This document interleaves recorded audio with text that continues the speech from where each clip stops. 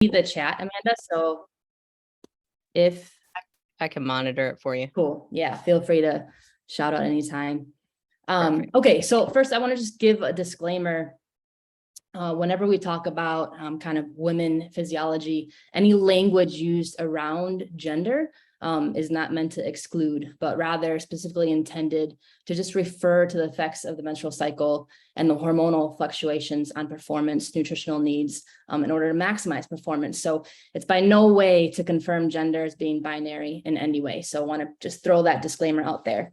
But goal of today really is just to start or continue normalizing conversations around the menstrual cycle and to introduce some current research and findings on how the menstrual cycle affects our training and recovery, with the long-term goal of better understanding more on an individual level of how to support your cycle and use it as an ergogenic aid in order to maximize your own performance. Next. Cool. So forever, it seems, women have been excluded from research for a variety of reasons. Long old history was for our reproductive protection. It might be because who often leads the research and therefore makes the decisions on policy or research design. It can be where funding or research comes from, the cost, or just deemed too messy due to fluctuations in hormones throughout the cycle.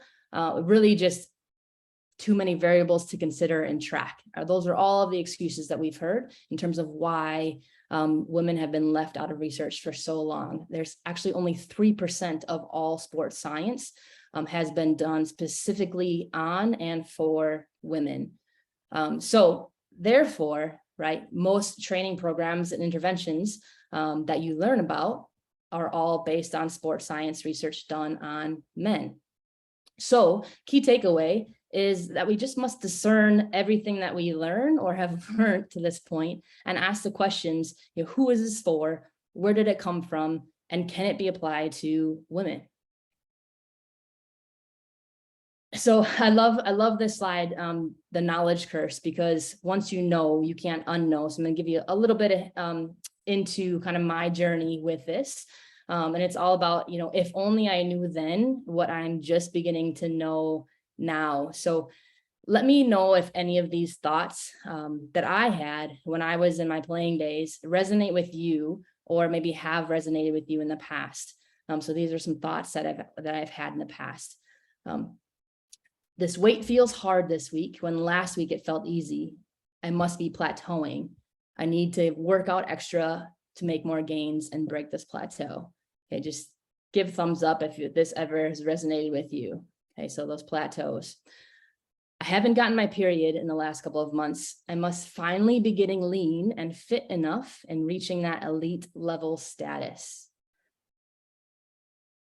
I'm bloated. I should eat less and really limit my salt intake.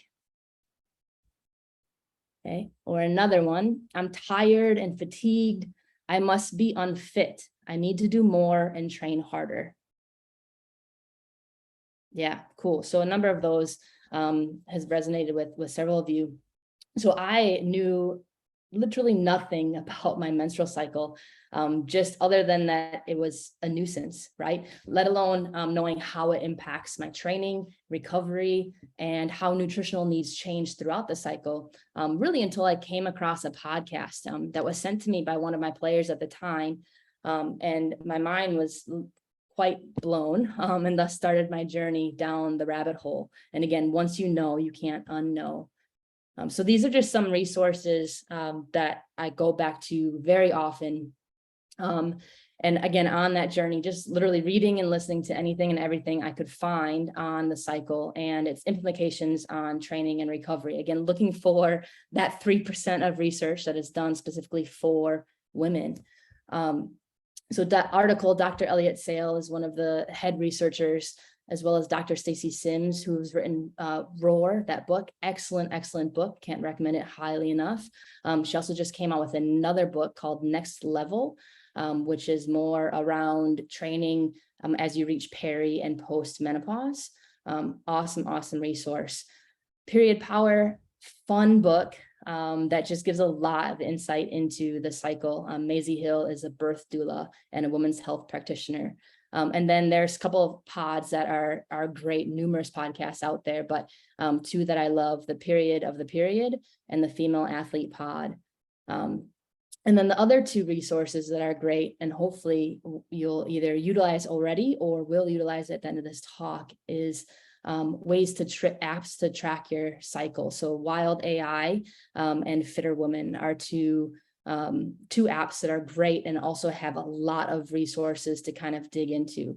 And every resource that's on there, you can kind of then follow the chain. So follow the research that they're using to back up what they're saying and so on. So you can get pretty deep into that rabbit hole, finding out good information that's relevant to you.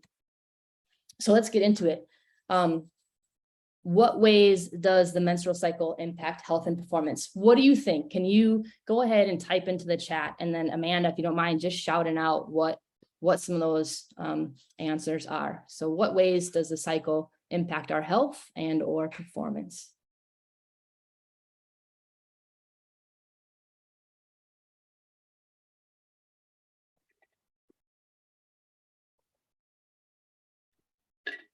I feel slower. Bloating and swollen muscles. 1 RM, RPE, fatigue, sleep, and exertion. Better or worse sleep. Hunger.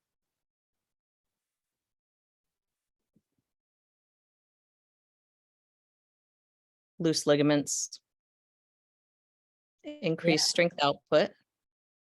Cool. Okay, so it's all mixed. It started down with some negative connotations and then some really good positive ones in there too. So we'll cover hopefully most all of that, but yes, all of those and more, right? So reproductive health, that's the obvious one. Exercise, metabolism, those are the fuels that we burn or that we spare.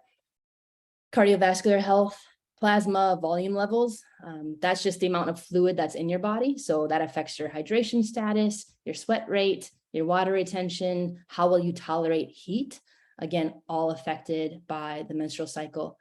Your bone health and bone mineral density can be largely affected, especially if you don't have a cycle. So we'll touch on that as well. And then cognitive function, so your reaction times, your mood, your clarity, and so on. So we'll give a basic overview. I'm going to go with the assumption that some of you might be really in tune with your cycle, and then some of you might have had zero education or just aren't super familiar with it. So I'll give a brief overview so we all kind of start on the same page when we talk about kind of the language around the cycle and the different phases. So people classify them all different ways. Some say there are 3 phases, some say there are 2, some say 4, but basically it comes down to you start with your bleed, right? The period, and that can be anywhere from 3 to 7 days. And then that is part of your follicular phase or your low hormone phase. And then you have your ovulation, which separates the low hormone phase, your follicular phase, and the luteal phase. And that is the high hormone phase. So basically, those are the key languages that I'll use as we kind of describe how your nutritional needs or how the body changes throughout those phases. Now, this picture, again, is based off of textbook cycle length of 28 days, which, as we know, everybody is different. So likely you're not on that textbook cycle, and they're finding more and more that the average is closer to 32 to 35 days. So don't be concerned. I really just like the illustration of showing you how the hormones surge and the follicular phase and low hormone phase being separated by, and the luteal phase being separated by ovulation. Okay, so the early follicular phase, this is the bleed, right? During your period. This is actually a very low hormone phase. You're physiologically most similar to men in terms of our carbohydrate metabolism and our recovery. So we have higher testosterone levels, greater pain tolerance, and this is when we can hit some of those strength PRs. All right, so we're primed for that higher intensity work. It starts the cycle. That's when the lining of the uterus is shed, hence the bleed. Some nutritional considerations, obviously due to the loss of blood, right? Iron is a big one. Iron transports oxygen throughout your body, but takes a while to build up in your red blood cells. And so deficiency here can often lead to fatigue. And athletes are at greater risk for anemia due to higher levels of cortisol from stress and or hard bouts of exercise, and overall just inflammation. All kind of negatively impact iron absorption. So iron's a big one, especially with heavier periods, heavier bleeds, more loss of blood. So things that you want to eat in this phase, particularly red meats, organ meats, beans, spinach, things that are going to be higher in iron, as well as your anti-inflammatory foods. So oily fish, nuts, seeds, fruits, and vegetables, again, because the bleed is all a result of built up inflammation. So it can be, in order to shed the uterus or the lining of the uterus. So again, trying to fight some of that chronic inflammation. But outside of that, outside of some, symptoms that you might experience during your period, you are physiologically primed to go. So drives me bonkers when, you hear in the media and things like that, or when people refer to, oh, she must be on her period or whatever. And, having that mean or be tied to negative performance or moodiness or so on, when often it's prior to the bleed when we experience most of those symptoms. So again, everyone's a little bit different, largely different, I should say, but from a physiological standpoint, it's go time. Then the second half of that follicular phase, so again, still in that low hormone phase continued, that's when the egg matures in the ovary. So estrogen gradually increases. And that's when you generally just need what anything that you've learned or have heard from sports science, sports nutrition standpoint applies here. So you need a baseline intake of carbohydrates, proteins, and fluids. We have a greater insulin sensitivity in this phase, which means we can access glycogen or our stored carbohydrates well. So this is, again, go time. So we can go with higher intensities in terms of our trainings. Usually we feel good and feel more energized. Again, this is just coming off of the bleed and prior to ovulation. So that low hormone phase is when we're physiologically primed to go. And then we hit ovulation. So this is when the biggest shift in hormones happen. Again, if we go back to this picture here, you can see just prior to ovulation, you have a large surge in estrogen. You also have a large surge in testosterone. And you experience kind of a basal body temperature change, also changes in your cervical mucus. So those are two ways to kind of know when you are around ovulation, is experiencing those two things. You can either track your basal body temperature or just pay attention to that cervical mucus change in consistency. That picture there is from my Aura ring. I don't know if anybody's heard of that, but it's a wearable. And it was really cool when I saw that it tracks the trends in body temperature change. You can see when I hit that high hormone part of the cycle, how that basal body temperature increases. And again, it's very minimal. It's, less than a degree increase, but you can kind of see the trend. And that has different implications on sleep. We have a harder time getting into that deep, relaxed state sleep when our body temperature is elevated. So doing things prior to bed, like taking cold shower, cold water immersion, drinking a cold beverage right before bed can help us induce better sleep when we're in that when we're around ovulation, and again experiencing that change in basal body temperature. From a exercise standpoint or training standpoint, right, we are primed for higher energy and we're in a high anabolic state. So maximal strength and power. Often you'll still feel really good in the gym around here. And aerobic capacity, so getting into more longer steady state work. Generally, we have a greater libido and overall feel. And again, that is because in this part during ovulation, where our body is trying to get us to reproduce. So again, it wants us to feel good. Amanda, was that a question? Oh, okay.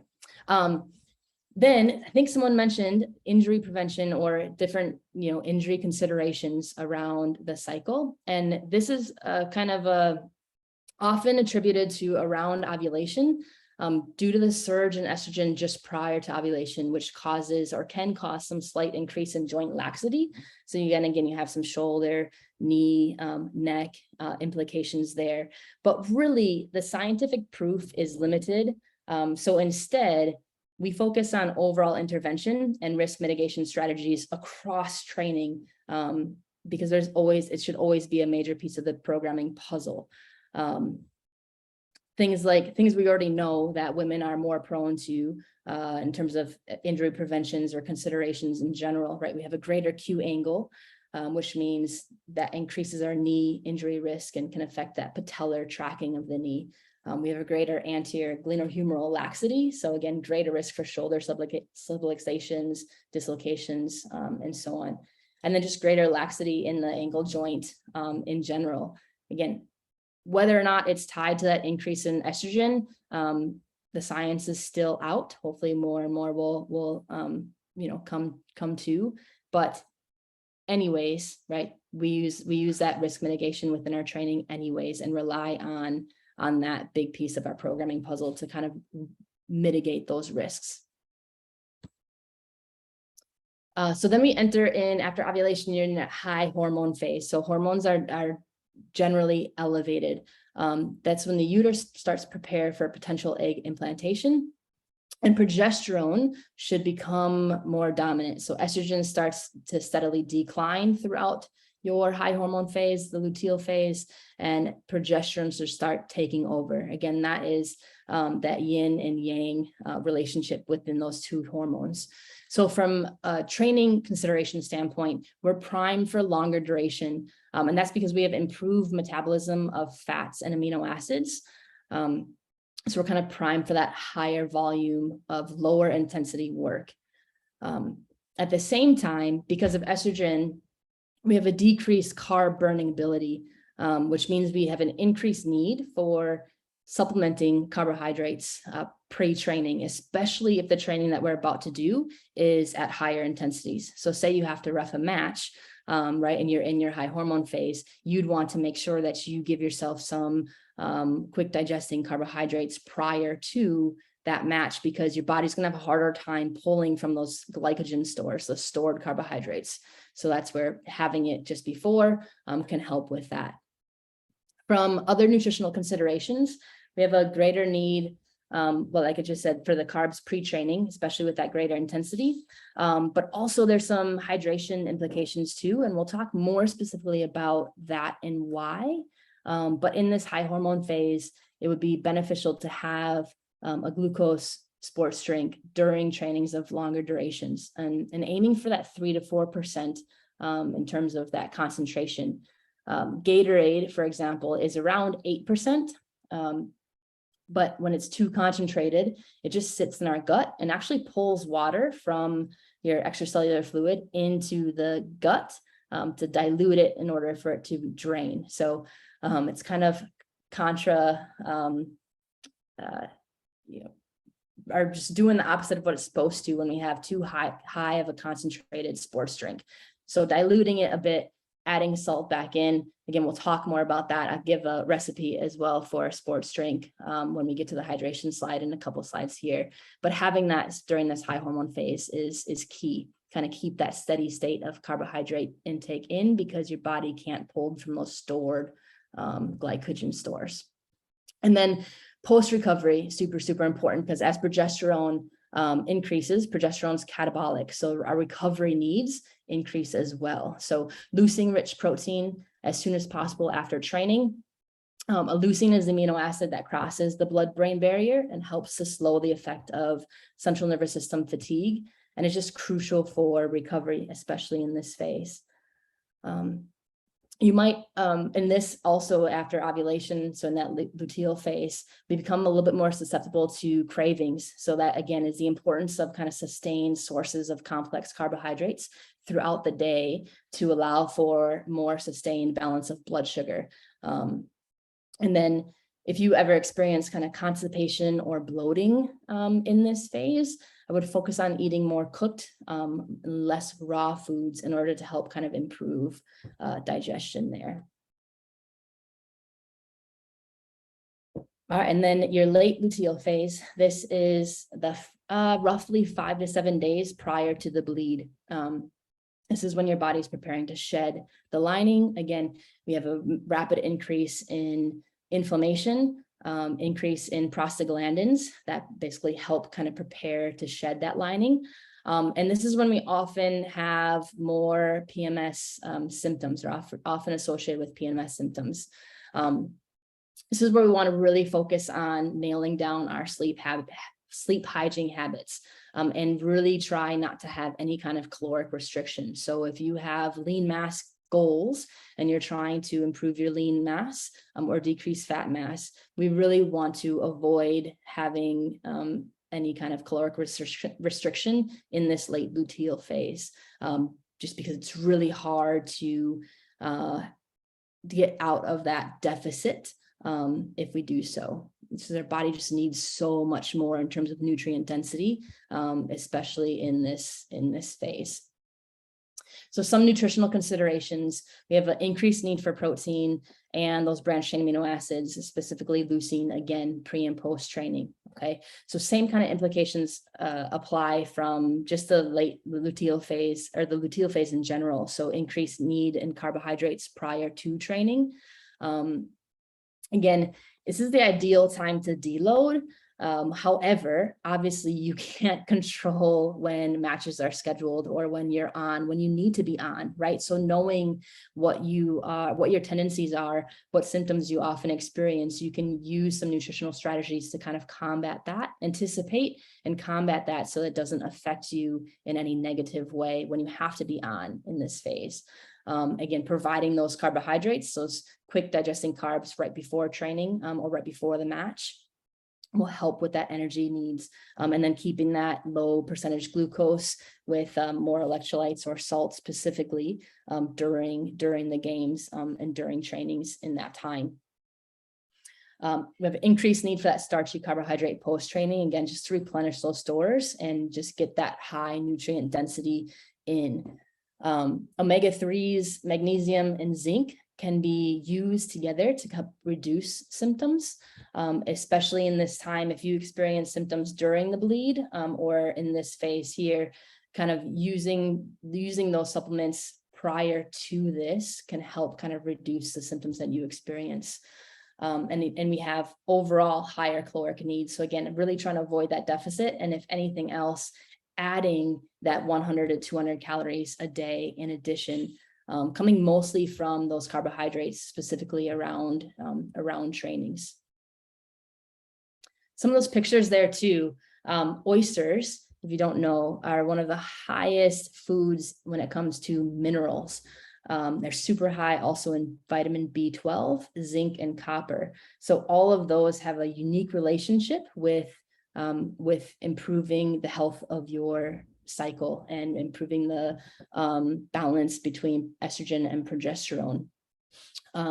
Minerals drive enzymes which drive your hormones. So a lot of times when we experience hormonal imbalances or really heavy symptoms, it can come down, if you trace the root of that, a lot of times the source is often a mineral deficiency. So again, oyster is one of the best things you can have, especially in this time as your body prepares to shed that lining. Omega-3s, so salmon, mackerel, avocados, olive oil, can all kind of counter that inflammation response. Magnesium supplements. Magnesium runs over 300 reactions in the body. It's involved in literally everything. So again, it's another mineral. So if you're supplementing magnesium or using Epsom salt baths can be great, especially in this time. Bee pollen, provided you're not allergic to bees, rich in B vitamins and bioavailable copper. It can improve your immune function, decreases inflammation, improves magnesium absorption into cells. And then foods rich in copper. So that's bee pollen, your beef liver, your oysters, your whole food vitamin C, and potatoes, all awesome foods to really give your body some of that nutrient dense nutrients that it's looking for in that time. So copper and magnesium, again, both minerals that run almost every enzyme in your body, which then run your hormones. And then retinol, from vitamin A, not beta carotene. So from an animal source, makes copper usable in your body. So again, you get retinol from beef liver, heavy cream, butter, eggs, and so on. So again, upping those foods to up that nutrient density in that time can help kind of manage or minimize negative symptoms. Hydration. So during your high hormone phase, and during heat or humidity, we experience extracellular fluid retention and loss of sodium, which can then lead to bloating and decrease your plasma volume, which again is that amount of fluid in the blood. And then when that is low, when there's less fluid in the blood is thicker, which means less blood is pumped with each beat, which decreases the cardiac output.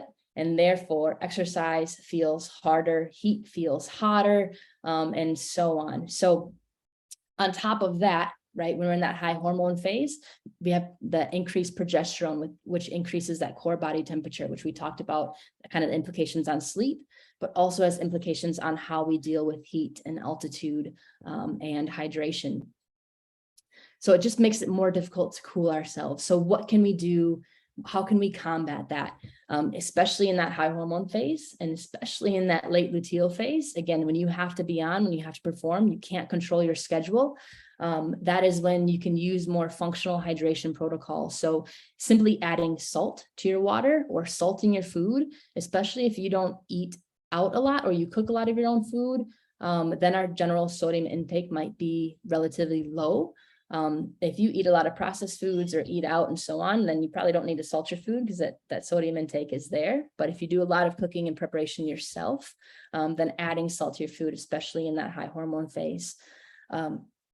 Preloading the night before with a high sodium broth can be a great addition. Again, sodium and potassium are two regulators of the hydration of your cell, okay, that water exchange. So we need more sodium to get water into the cell. So not being afraid of that and not letting a lot of what you've heard in terms of avoiding sodium or keeping sodium low, kind of throwing that out the window, especially in that high hormone phase. A homemade better than Gatorade recipe is on there. That's actually from Dr. Stacy Sims. That's from her book. But it's just water, salt, maple syrup, which is higher in glucose, which is a quicker energy for us, especially in this phase. And again, especially when we have a harder time pulling from those stored carbohydrate stores or those stored glycogen levels, providing some glucose, more glucose-based foods or products can really help in that time. And then a squeeze of lemon and it tastes awesome. So give that a shot. And then we talked about, or I heard you guys talking about travel and flying before the call even started. So again, knowing that flying during your high hormone phase is even more dehydrating. So just preparation is key. Again, adding those electrolytes or adding that salt to your water, using that high sodium broths or eating more NO-rich foods such as beets and watermelon. Coconut water is awesome. It's really high in potassium. So again, being mindful of increasing your sodium and increasing your potassium.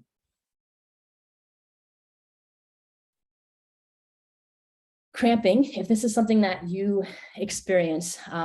So cramping is due to the release of prostaglandins, which your body produces prostaglandins in order to shed the lining of the uterus. But when your body produces more than what it needs, then we experience abdominal cramping or sometimes even GI distress, like period poops, excess, things like that. So it just causes all of our smooth muscles to contract. So again, if this is something that you experience, looking at increasing magnesium, omega-3s, which are anti-inflammatory, and then zinc also is on there, and baby aspirin, kind of using that anti-cramping protocol 5 to 7 days prior to your period to see if we can kind of offset some of that negative.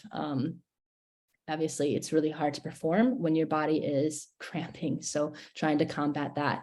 Aspirin suppresses the production of prostaglandins irreversibly, whereas other NSAIDs are reversible. So aspirin is great to take just kind of in small doses in the lead up to when you generally experience cramping, or if you experience cramping. And then if that's not doing enough to stop the pain, then an NSAID might be your best bet there. But low dose aspirin kind of irreversibly stops that release of prostaglandins. One thing to note is, while excessive PMS symptoms are common, they certainly aren't normal. So we'll talk a little bit about kind of that in a couple slides here, but just want to kind of put that out there as well. Some additional recovery considerations, in addition to changing what we provide from a nutritional standpoint throughout the cycle, also being mindful of the differences in how we recover. So women tend to stunt blood away from muscles post-exercise, which makes an active recovery and cool down really, really important in order to start or enhance and facilitate blood flow, flush waste, and start that recovery muscle repair process. So it's really important that we don't go from, your last sprint and final whistle of that match to then jumping in your car and driving back to the airport or whatever. Really trying to get that cool down, bring the heart rate down, and increase that blood flow, facilitate that blood flow to help with that recovery process. We also have a limited window of bioavailability or absorption for recovery.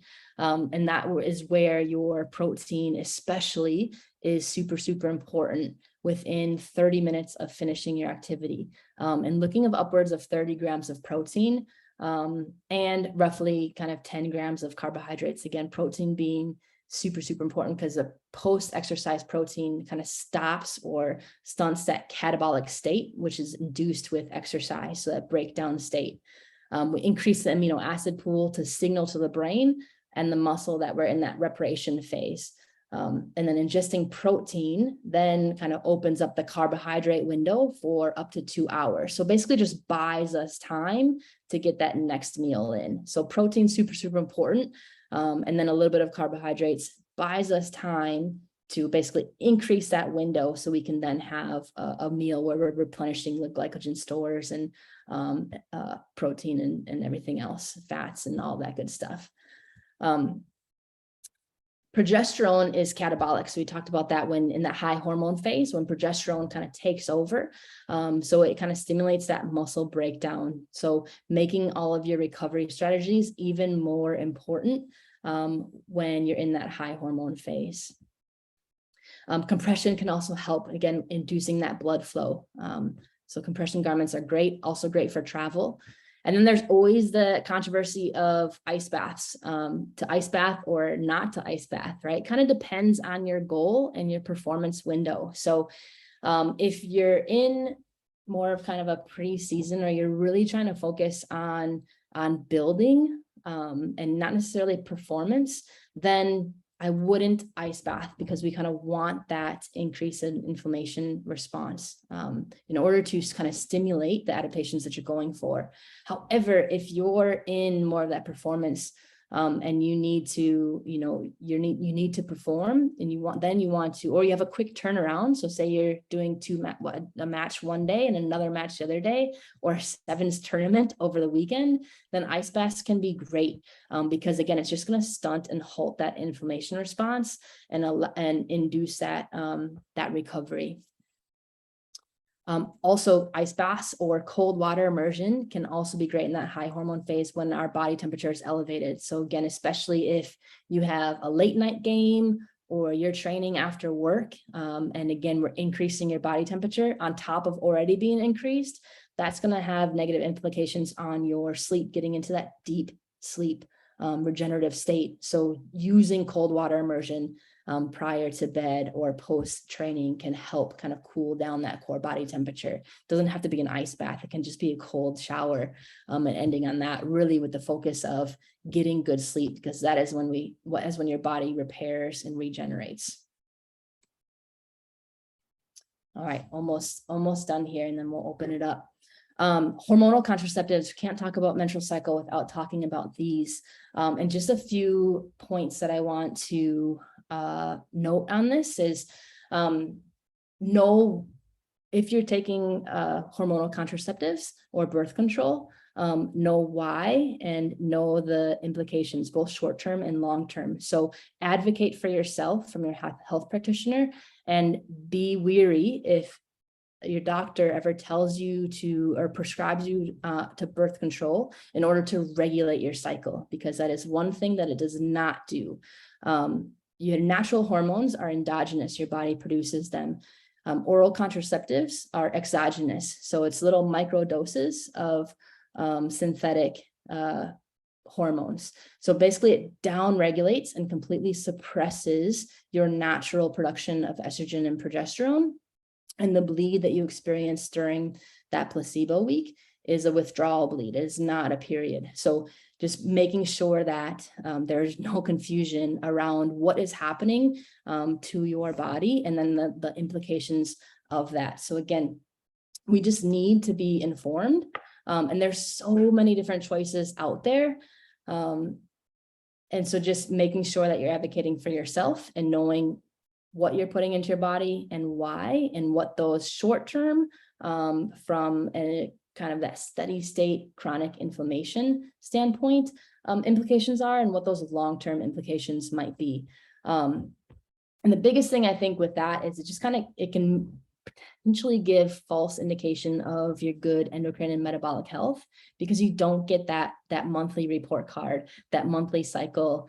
Your body can't talk to you as well if you're on hormonal contraceptive. So again, just make sure that you ask and advocate for yourself, and know whatever you're putting into your body and what it does, specifically how it works and what those implications are.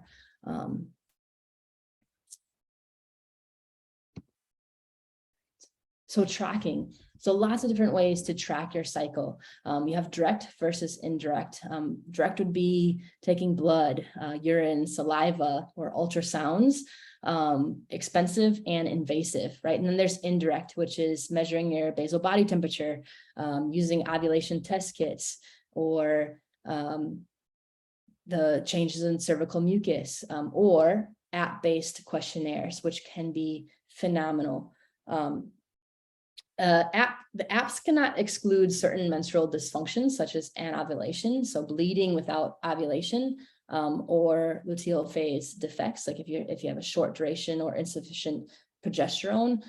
But they can be a really great way to kind of identify trends that are happening. And again, trends based on symptoms that you're experiencing, and then starting to implement some of those strategies to kind of help anticipate and address some of those symptoms. So it just gives you a way to subjectively measure and track throughout your cycle in order to inform and give some insight into how to best navigate those times where you may experience, more fatigue, or when your immune system might need an extra boost. Or how you can develop and improve upon different individual strategies in order to mitigate those negative symptoms that could interfere with your training or with your performance on game day. And then long-term, again, learning how to use your cycle more as that ergogenic aid. So recognizing those times when you can hit those high intensities, and deloading in those times where you're really not primed for it, and it's going to be really hard and really taxing on your body. Then you can hit those high intensities again. So really getting that rest and that training stimulus right, and working with your physiology rather than against it. Wild AI is the app that's on there. Big fan of that one. It's super simple. It's a one questionnaire each day. It takes about 90 seconds to complete, and then just gives you some really good insight into what's going on, and and shows you your trends across time as well. Okay, so some key takeaways. Your menstrual cycle is your personal monthly check-in to your health and wellness, right? It's like your report card. Knowing everyone is different, you have different lengths of cycles, different responses, different needs. In order to truly understand what you need, in order to maximize your performance and work with your cycle, you must first get familiar with your cycle. So key takeaway is to track and get to know yourself. And listen, start listening to what your body's telling you, because it tells you quite a lot if you do listen. And then knowing if you experience symptoms relating to your menstrual cycle, such as bloating, cramping, spotting, headaches, moodiness, etc., know that while these symptoms are all very common, they should not be considered as normal. And it's really just about creating that balance. So again, inducing that training effect, right? And then rest, allowing yourself to recover and make those gains from that stimulus. Having balance between that training and that rest, having balance between what you're demanding of your body and what you're providing your body. Having balance between your sympathetic nervous system and your parasympathetic rest and digest nervous system, and just overall balance in your life when it comes to stress. If you do that, right, then your symptoms should be minimal, your energy and your focus should be high, and your limits really never ending, right? And if nothing else, if you take one thing away from this talk today, it is, but first, food, right? And that's I'm talking about the first thing you wake up after sleeping. Basically, you're fasting all night. You're not providing yourself any food. So giving yourself food there prior to anything else, that's prior to any activity or any training, any game, and just kind of consistently throughout the day. So women do better in a fed state. And the reason being is because when we go through any kind of fasting, or whether it's intermittent fasting or whether it's fasting while we sleep and so on, our body starts to shift into more of that catabolic breakdown state, which increases the amount of cortisol and the amount of adrenaline that we produce, which then makes it really, really hard for us to get out of that deficit and shift into that anabolic state or that building state. And as athletes want to continue to build, right? Create that stimulus, rest, digest, and build more, continue to push that threshold.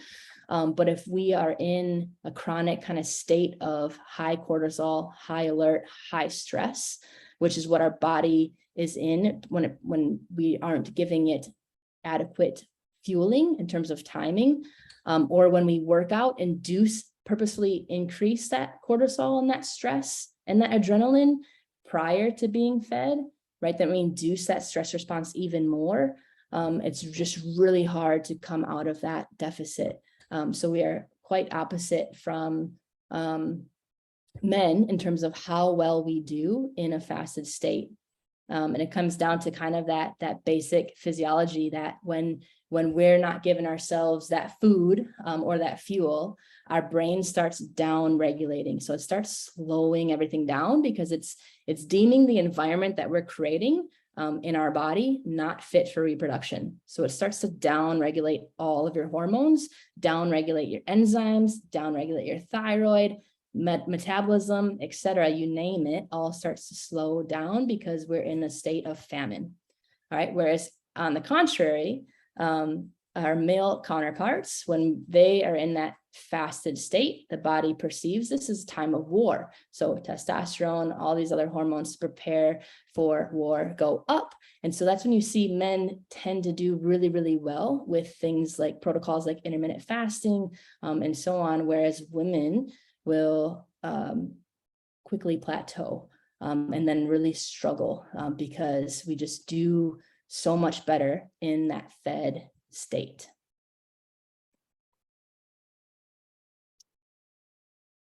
Again, so just really wanted to start normalizing or continue normalizing conversations around the menstrual cycle.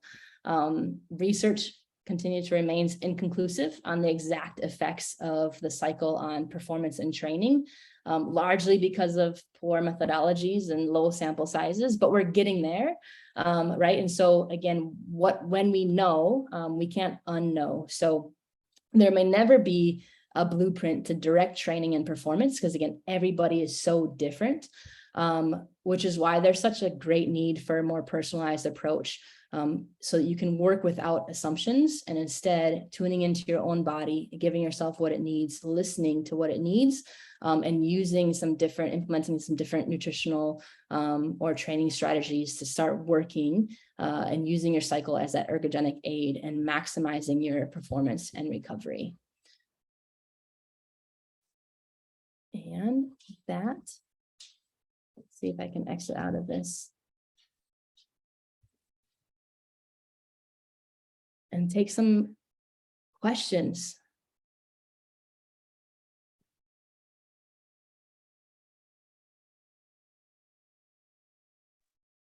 Okay, so if you have to pick a time during your cycle to run the Bronco, which one do you pick? Good question. Second part of the first phase, is that? Yes, I would do in that later follicular phase, or just after, just before, during, around ovulation, depending again on the individual. So personally, I start experiencing some low back instability stuff around ovulation. So for me, it would be just prior to that, taking advantage of that higher intensity end of that low hormone phase just before ovulation. But some people, again, you have your prime physiology to hit some of those longer steady state bouts around that time. So it just kind of depends on your own body. Good question. I had no idea this impacted sleep.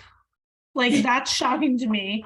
And there have been so many times that I'm like, I need a fucking cold shower. So this is hilarious.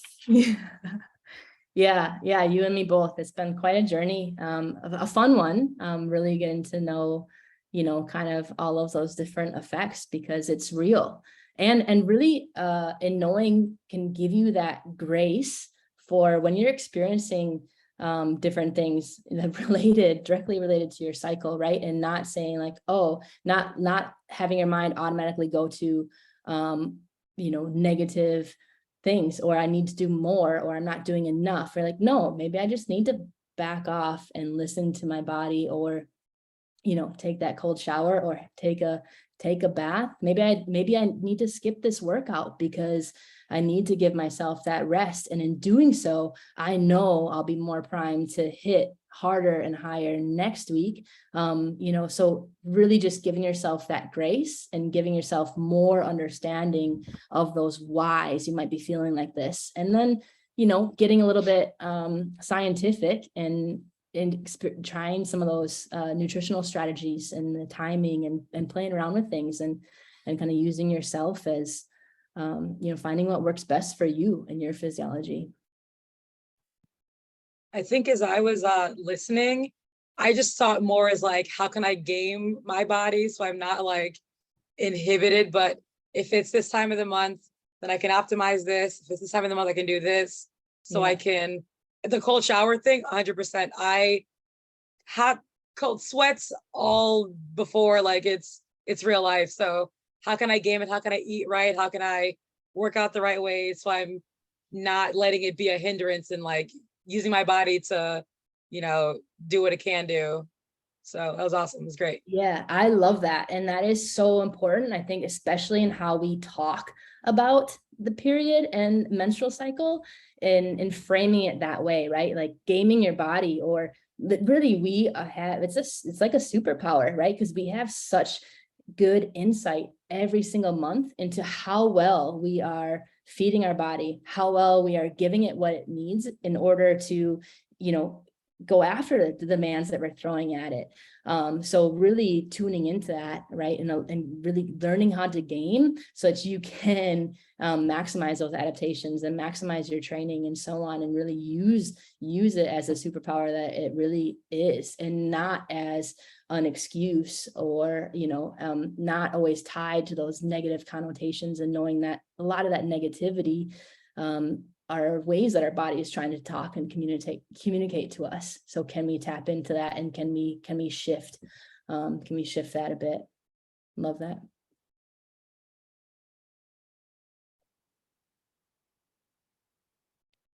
Can I ask about the compression? Can you explain more about the compression things? Because you said about the compression pants and then traveling, and then people have those things. What are they that you at a tournament and you sit in them and they squeeze your? Oh, the Norma. Yeah. Yeah. Compression is great tools. Basically, it's just trying to induce a natural pump, or kind of compress to stimulate and improve blood flow.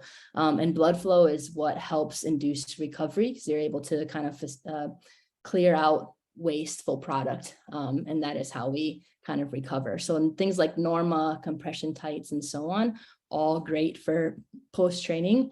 And compression during travel is awesome because basically it's from lack of movement that your body kind of pulls. And really, when we're traveling in an airplane, it's like we're being in a giant microwave in terms of all of the effects that's happening to us. And the dehydration, in addition to not moving and so on, really kind of increases that inflammation. So you might notice that swelling, especially in the ankles or the feet. Using some compression can kind of help with that, as well as just doing some other ankle movements, ankle pumps, getting up, standing around, walking around, things like that can also help kind of combat some of that swelling that we experience when we fly. And tapping into that functional hydration can attack it from internally as well. So again, trying to decrease the amount of water retention that we have, and really get that water into the cells, so it can hydrate you, can help with that too. So I have a question about like lactic acid buildup when you work out.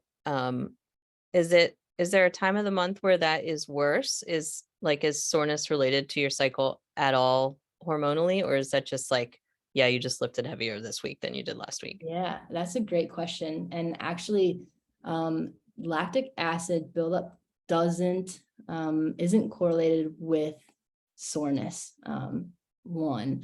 But is there a time when, I think that second half of that question would be like, if we're trying to really hit high intensities or really push when we're really meant to rest or back off, I think that's when you'll kind of experience more soreness, or when that exercise feels harder, when things in general feel harder. And often it can be due to fuel. It's just that we just have a harder time accessing those carbohydrate stores. So again, needing to provide more of that exogenous carbohydrate stores, both before and after the workout. And it can also be because progesterone is more catabolic. So when progesterone is high, we automatically are in more of a breakdown state. So again, anything that we can do to shift out of that and increase that back into that anabolic building state. So again, that's consistent fueling, making sure we're not ever doing activity without food or fuel. So never in that fasted state. Really keen in on those recovery strategies, especially in that time, getting that post-workout cool down, replenishing fluids, and getting that protein in post-workout, and then really getting good sleep. Those are all ways to kind of combat when you need to perform or train or go in that high hormone phase. But if you don't, that is generally when you'll experience probably a lot more stress and soreness and kind of fatigue in general, due to kind of all of the effects of that shift in hormones. I have a question. Yeah. Sure. Like when I wake up in the morning, I don't necessarily I'm not hungry. like I'll have like a cup of coffee and like I just am not really, I don't want to, I usually don't like eat anything until like almost 11:30. Mhm. So like I don't know, because I like, because that would like because you talked about intermittent, like inter I don't know what the word is, fasting, right? And I'm just not sure um like if that makes me tired. I don't think, I don't know, like I guess that could like make me tired Yeah. to a degree. So Couple things I hear with that, and let me know if there's more you want, or there's more that we need to dive into. But when you wake up not hungry, that is a sign of some just general lower hormonal metabolic function in general. So lower energy availability and so on. So I would say that would take me down a road of kind of looking into your overall fueling. And when you don't eat until say 11:30, right, then you're missing a really, really big window for that energy, to get that energy in, to again match the demands that you're trying to place on your body. And so when you're chronically kind of in that state of depletion, right, it's really hard for your body to then put on muscle or improve cardiovascular health or whatever you're trying to do, whatever your goals are for that training phase. It's going to be that much harder to hit those targets when you're kind of in that low level energy availability state. So that's one kind of clue, is when you're not waking up hungry, a sign that something is off. Let's look into your overall fueling.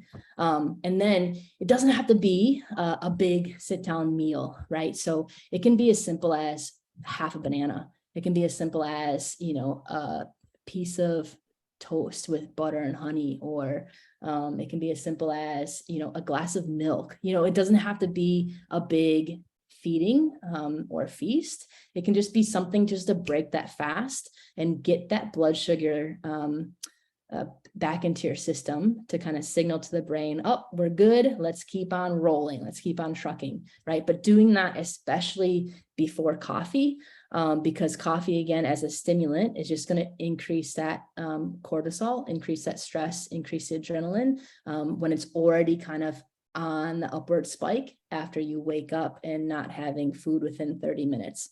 So again, all of that will just further get you into that catabolic, that breakdown state, and make it harder to hit those training goals and hit intensities and have sustained energy, focus, and so on day after day.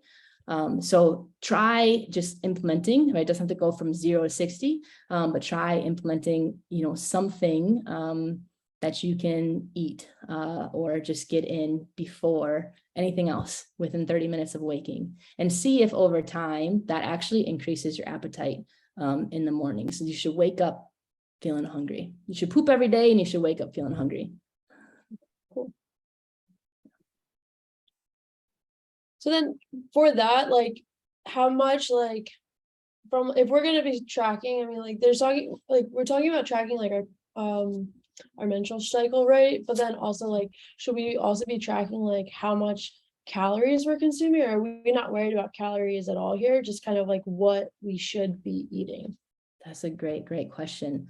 And again, I would say depends. Depends on the individual. And I hate to use that word because it's kind of a cop out, but it really depends on your goals. It also depends on like how how much time you want to put into it. I personally don't like tracking calories, because for me, it's more about the timing and the nutrients I'm getting in my food. I could care less about what calories are in it. I just want it to be, whole and giving me something in terms of from a nutritional value. And then the calories kind of fall in line. But, if you're fearing that you might be in that kind of low, you feel like you might be getting enough, and that's going to affect your performance, your training, your energy levels, and so on, then it might be beneficial to kind of do a rough track and know, like, okay, how many calories am I actually consuming versus, roughly what's my output, and making sure that that's, you know, depending on your goals, that you have that balance there. So it might be beneficial if you have no idea. But again, it just kind of depends on the time you want to put into it, because it can be time consuming. But I would pay so much more attention to how you feel day after day, and how much energy you have, how much focus you have, other kind of trends to be mindful of, which can be attributed to both your cycle and or nutrition, right? Because they often go hand in hand. So yeah, it really kind of just depends. Cool. I hope that's helpful.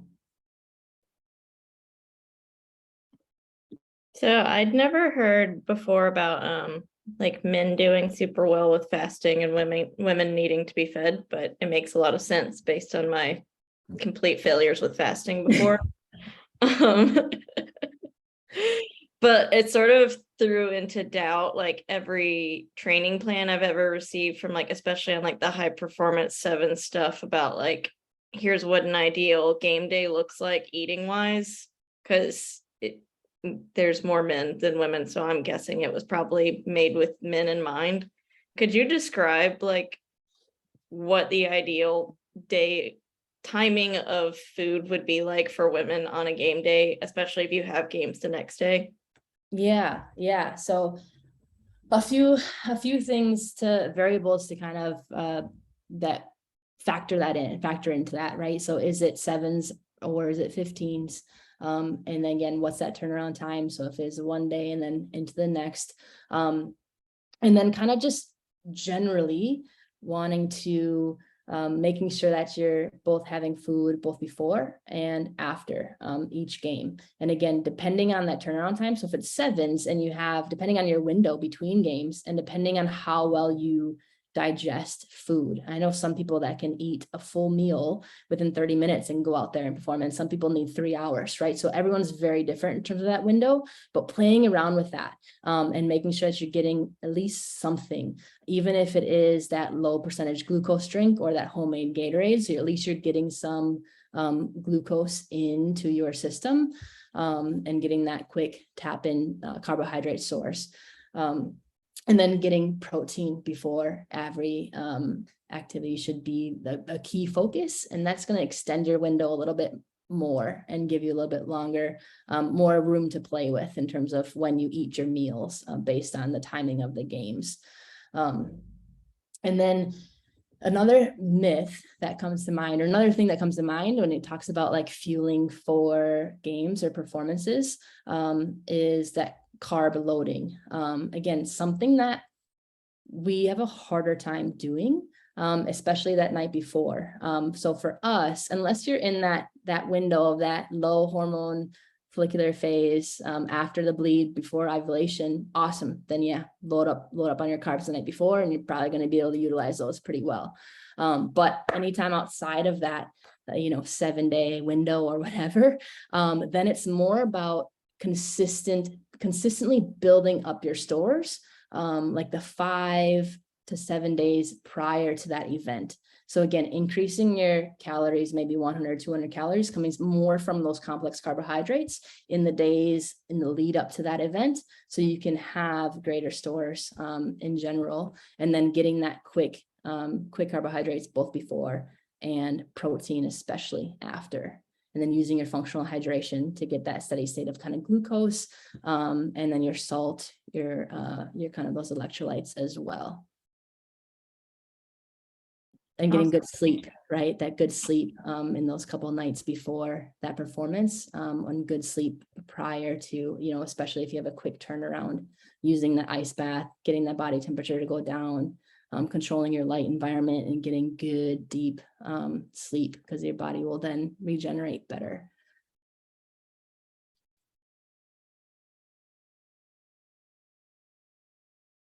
Yeah, the 7s is particularly tough for fueling for them because they'll do 4 center matches and then 3 or 4 as AR. So they're running every single hour for 8 hours. Yeah. And that's where, you know, if you have a protein powder that you like, some of that like liquid sources where you at least have that on the sideline with you when you're ARing in between, or you can get a quicker, source of protein, kind of a steady dose of protein in throughout the day, and with the steady dose of that glucose, that maple syrup carbohydrate drink can be helpful. And then finding when, okay, here's my window in that day, and planning that, okay, this is what I need to get in more of my meal, or maybe it's a sandwich, or, you know, a sandwich and a banana, or here's where I can get some more in what those windows are, identifying those ahead of time. And then just really trying to just get that, use more liquids or more of your convenient fuels in those other times. I Yeah. was just gonna ask, How can you you guys do it. repeat when we should carb load? Just wanna Yeah. know. That's when I'm Yeah. gonna carb load. Yep. So you can carb load if that event falls in your second half of that follicular phase. So after your bleed, but before ovulation, awesome time to carb load, because your body will utilize and tap into those carb stores really easily. Anytime outside of that window, then it's less about the loading that night before that we kind of learn about, and it's more about just steadily increasing, steadily loading maybe that whole week up to that event. So maybe it's having a sweet potato and a half, right? So kind of increasing your complex carbs. Maybe it's a little bit extra rice, or a little bit extra, whatever your complex carbohydrate source is, just having a little bit more each day, kind of in that 5 to 7 days before your event.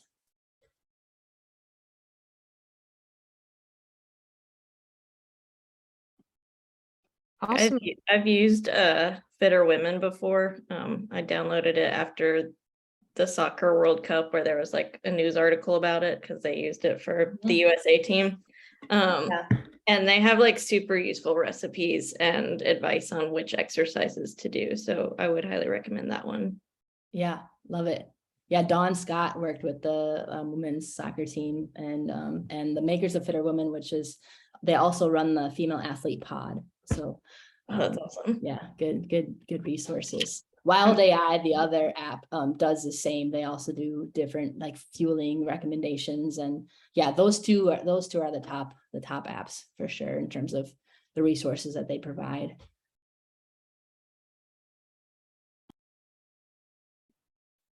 Any other questions? Okay, we did run over, but I'm excited that we did. Thank you so much, Sylvia. It was really great, Yeah, really my great pleasure. content. My pleasure. If anybody does have questions or wants to reach out, feel free to shoot me a DM on Instagram. It's probably the easiest way to get a hold of me, just with the different time changes and kind of the travel that's up ahead with World Cup. Emails sometimes get lost, but you can always shoot me an email too. But the quickest response will definitely be that message. Good So, luck with all your exciting travel coming up. thank Hopefully you. we'll all be watching for sure. Thank you. So, Yeah, and best of luck to all of you. I have so much respect for y'all. I can't, yeah, what you do is probably the hardest thing to do in rugby. So lots of respect for y'all, and thank you so much, because they couldn't play the game without you. thank you. Thank you. Appreciate your All right. time. Take care. We're Thank you. probably just gonna wrap it up, ladies, because we are a little bit over time, but definitely was worth it. So everybody get some sleep, and we will meet again next month, unless anybody has anything last they need to say. Okay, awesome. Good to see everybody's face. I miss you all. Bye.